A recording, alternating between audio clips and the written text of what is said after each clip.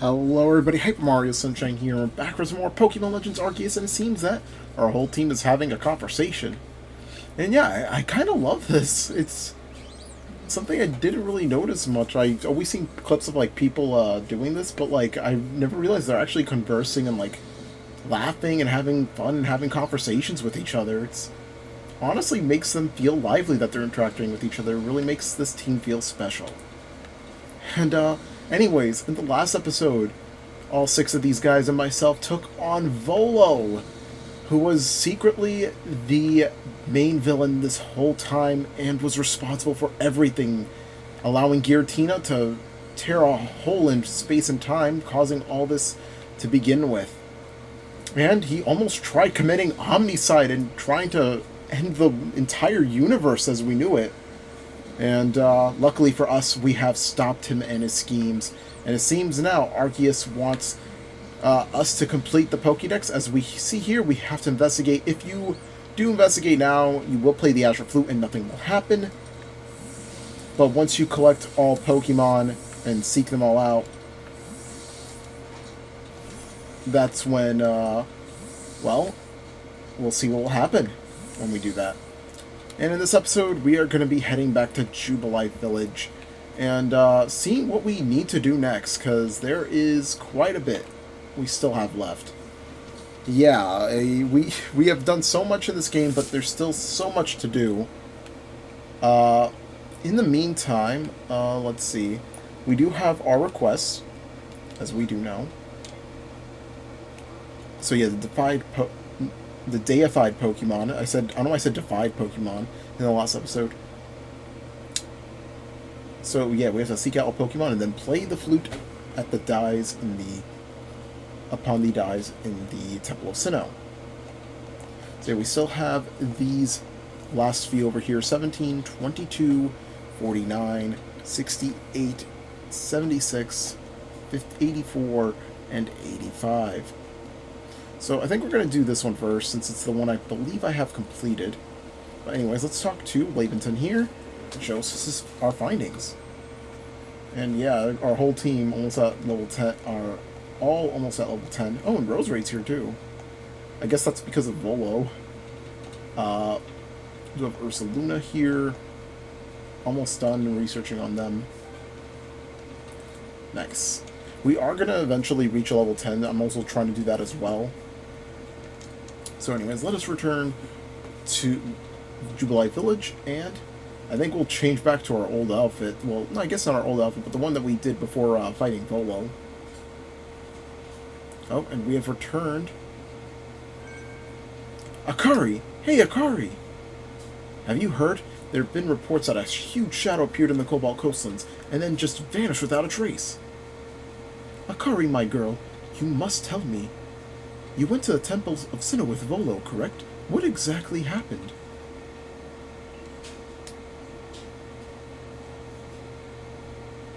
I see.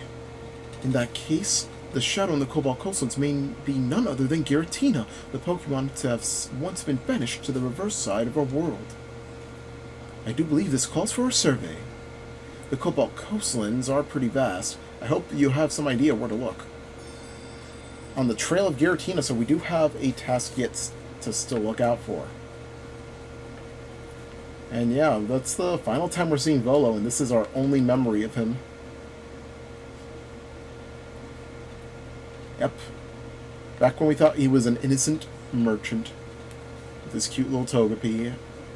Who knew behind that was a man who was out to basically send the whole world to just its destruction. But anyways, we're gonna do that in this episode. Be on the trail of Giratina. Seems that wasn't the only. Well, Manaphy wasn't and Heatran weren't the only ones to be at the Cobalt Coastlands, as Giratina has now made its way there. I do want to go to the Ancient Retreat at some point, because obviously we were with Volo here with exploring with Kagita about all of our findings. But yeah, let's first go here and report on the Bergmite expert that we are the even bigger Bergmite expert. we're a even bigger fan, and we're gonna prove it. It's like those people who like get into something just to prove they are like smarter at that subject than someone.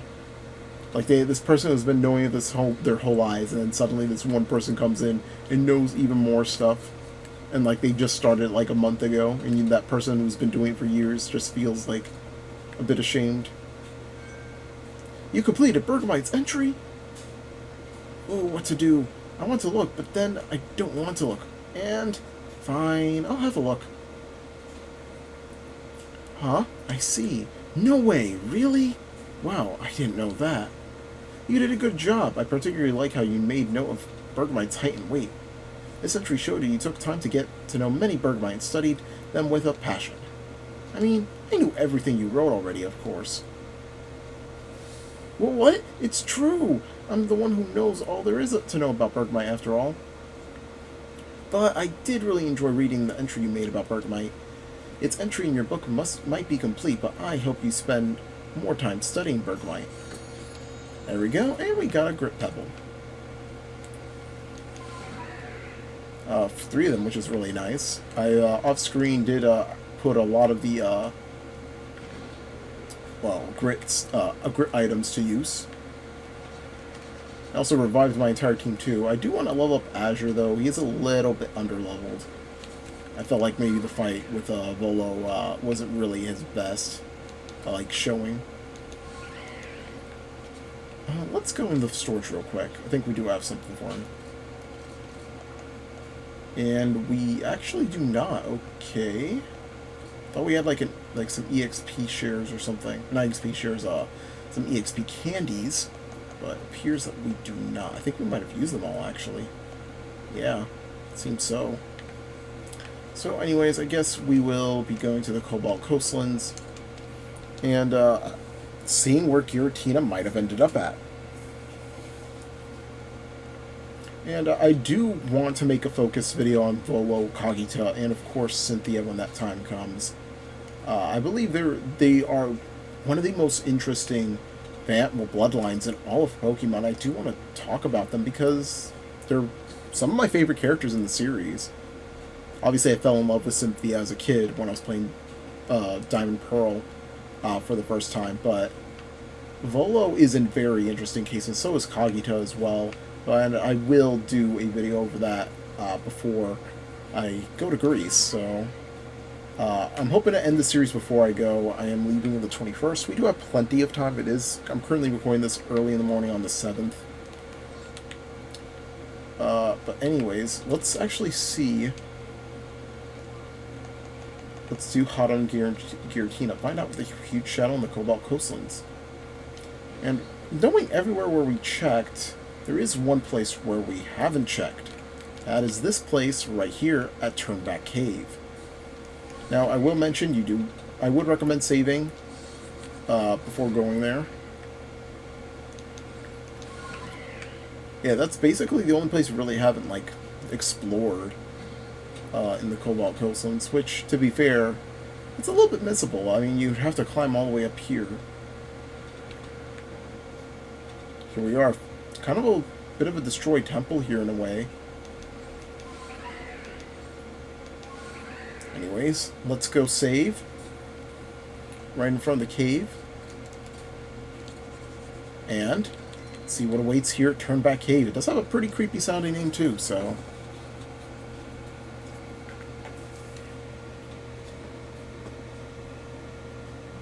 Seems this is where Giratina's ended up.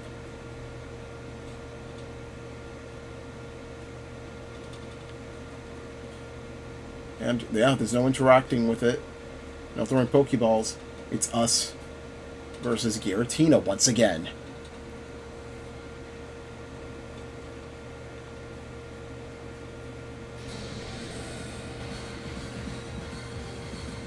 Yes, and we get to hear the awesome music again. Yes! Giratina is starting off with Shadow Force again! But luckily, we don't have to... Luckily, he doesn't have to deal with our whole team being kind of not underleveled, but I guess like already pretty much injured and or fainted before facing it in its origin form.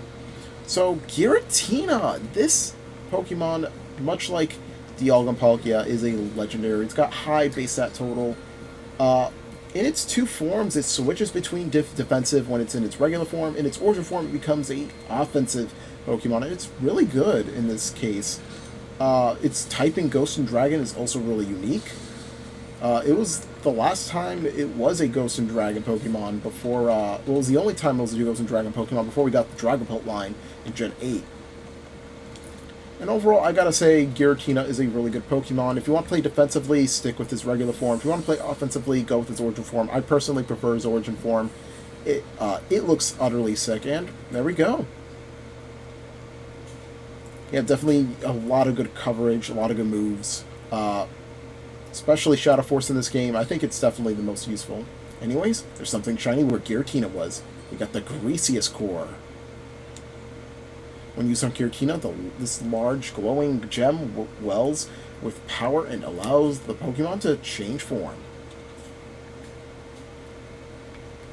Alright, so I guess if you're a huge fan of Giratina, and either that, or you really just want to use it, if you just have that role of a dragon or ghost type needed, then yeah, go with Giratina. You cannot go wrong with that. It's really good. Anyways, I guess it's our time to report back to the professor.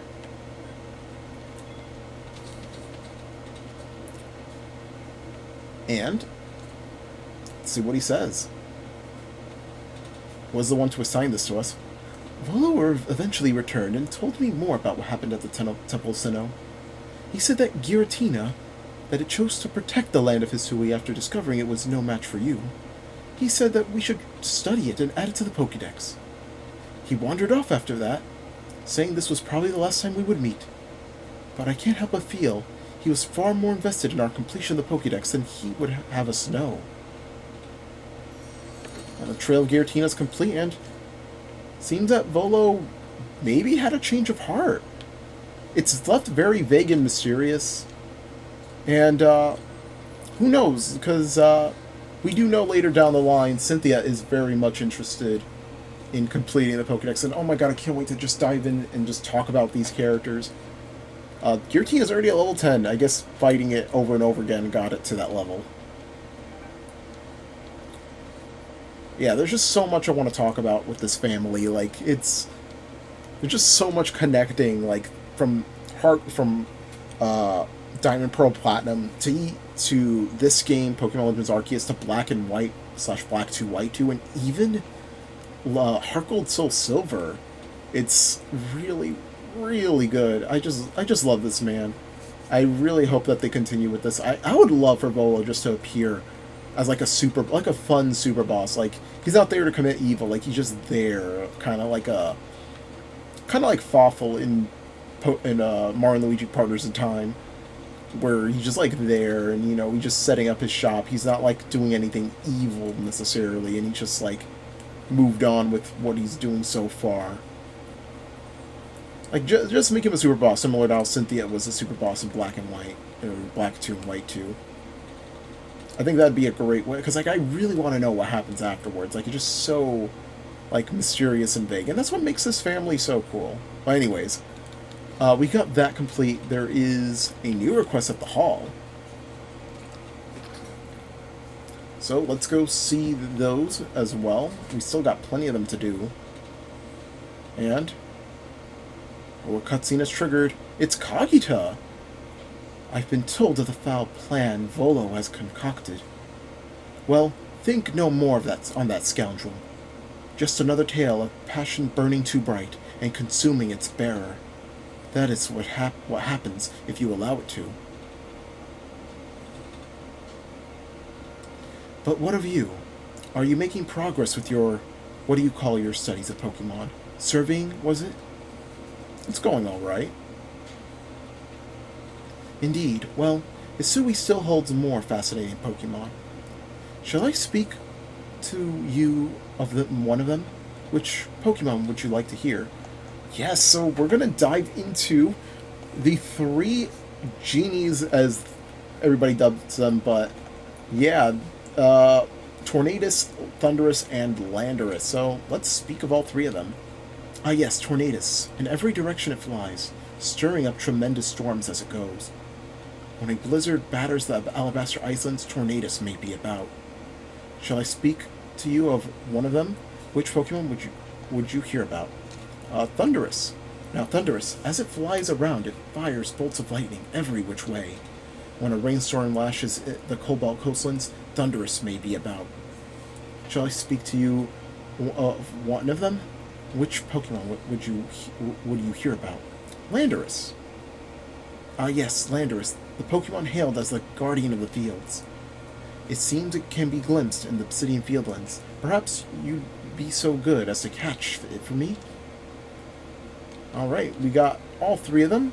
Is that so, I know not why these three have chosen to show themselves. Perhaps the cause lies with the space-time rift, or simply with their own winds. I suppose their stirring up storms and casting bolts of lightning may trouble you aplenty, but nature has need of such things.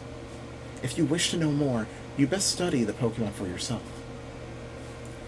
When you've completed entries in your Pokédex for Landorus, Tornadus, and Thunderous, come and speak with me. Incarnate Forces of Hisui. So yeah, we got the Incarnate Trio as well. It's a little bit of a love to Gen 5. Thing relevant here. We do still have a few more missions to do. I do want to save that for the next episode. I don't want to clutter another episode with a lot of legendaries. Anyways, I don't want to end the episode a little too early. I think there is some requests we could do, and I'm clicking on the wrong thing. So, obviously we're going to save these two for later. And obviously all these Solitude ones as well. And a little bit of a montage. Let's actually see Ida's request here. Oh, excuse me, I burped there. Alright. Let's check them out, see what they need. And we got all three of the legendary Pokemon of Hisui now. So, we got Dialga, Palkia, and Giratina. A Chimecho decided to nest in my house. Do you think you could help get it to move? Chime! It made itself a home under the eaves before I even noticed. It seems mellow enough, but I'm not at ease with having a Pokemon so close. I've already spoken with some homeowners who would be willing to let Chimecho move in with them. What I'd like to do is to have a good look at the homes, make sure it'd be a good fit for Chimecho. It's not like I can tell what Chimecho feels, so...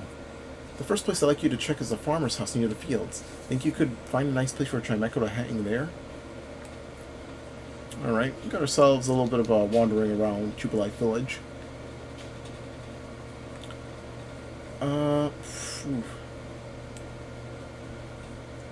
So, let's see here, investigate.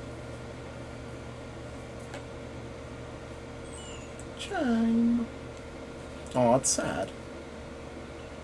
Direction seems to not be blowing over. Well, the wind direction is not blowing over here. Let's see, what else is there to speak of? Well, aside from going to Greece and going for vacation for my cousin's wedding, I am trying to record stuff for the next Let's Play before, and like have everything at least some episodes ready and uploading on their own while I'm gone. Oh, so it prefers the way the wind blows around my house. I like it too. We get a good breeze. Chime! Well, how about the hut by the sea? The ocean breeze is so refreshing. Alright, I guess we could skip a little bit of the walk there. I wonder whose hut that is anyways. So many unanswered questions in this game. Don't get me started with unanswered questions. It's just... There's just so many games with that kind of, like, feeling. Like, a lot of RPGs, to be precise. Like, for example, Fire Emblem as a whole, Xenoblade. There's so many questions about some RPGs. Chime! Chimeco seems lonely. There's nobody around. Aw. Oh, I just love the poor guy. He wants to be around people.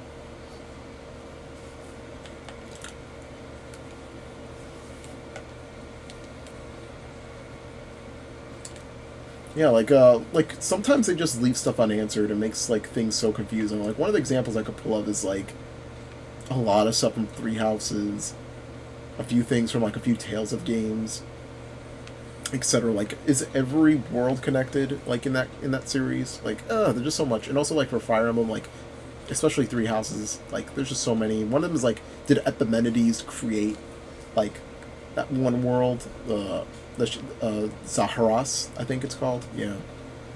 Anyways, enough about that. Enough ranting. So, like lively places, it's always great to have some activity around. Chime! How about the training grounds with the security corps around? That place is always bustling. To the security grounds, and luckily there is a little travel spot over here. So, let's see if he could. Let's see if the Chimeco could keep Zissou and the others here company. Chime, chime!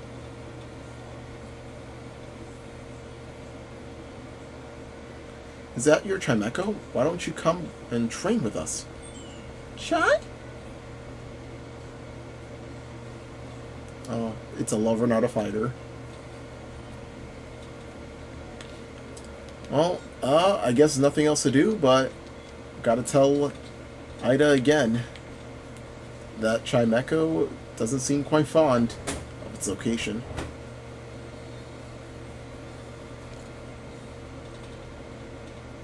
Alright, I like seeing Mantine just floating there.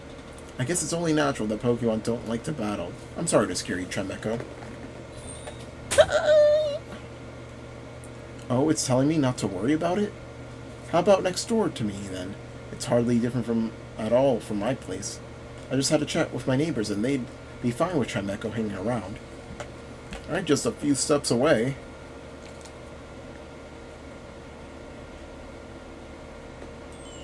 Chime! Pardon me. I know I just sent you chasing about looking for a good home for Chimeco, but I think I'd like it to stay with me after all. You really helped me understand Chimeco a lot better. I think we can actually live together for now. It just dawned on me that hearing its adorable cry coming from under the eaves is part of my routine now. Chime, chime!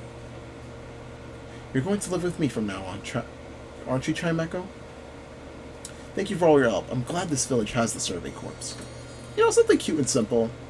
Got rare candy and a sunstone. Oh, wait, a rare candy actually stayed in our... Okay, well, I don't want to use it on Azure because it's almost about a level up anyways. Well, anyways, I think we're going to end it off there. We caught Giratina. We did a couple more requests involving Bergmite and Chimeco. And I'd say next time on Pokemon Legends Arceus, we are going to see what Kagito was talking about with the Incarnate Trio. And seeing where they are, well, in the 3 locations that she told us about. So, we'll see you guys then.